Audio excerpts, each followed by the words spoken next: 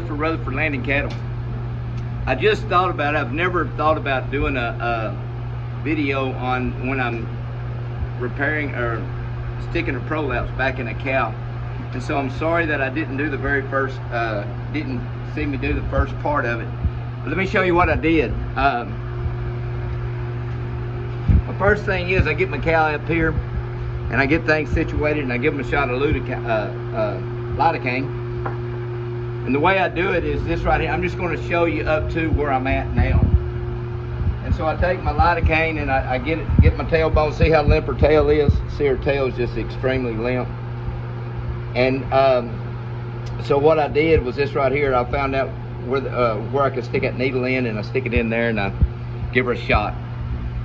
Then I call my mama, because I'm out here at the barn, and I asked her for a bag of sugar, and then we put sugar on it to make it shrink. Well, anytime my mama, I asked for sugar for the barn, she knows. I asked her if I could borrow it, and she let me know right quick she didn't want it back. So anyhow, we put this on there. So what I did, give her the shot, put the sugar on there, let her sit for about 15 minutes. And then when you let it sit 15 minutes, that numbs the tail, that numbs everything. And then I went in.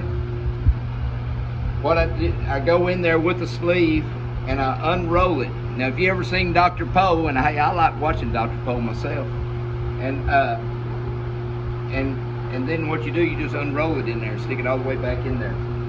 Then I take me some string, and then I got my needle, and then I just sew her up. Now listen, this cow here, now she ain't, this is just a kill cow. That's all she is. But I'm trying to show you here what you can do.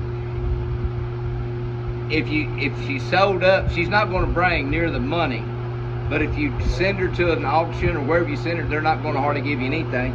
But it's also not worth, and veterinarians, please don't get upset at me, but if you got a prolapse cow out there and then you're going to kill her anyway, it's really not worth paying a vet to do it if you can do it yourself.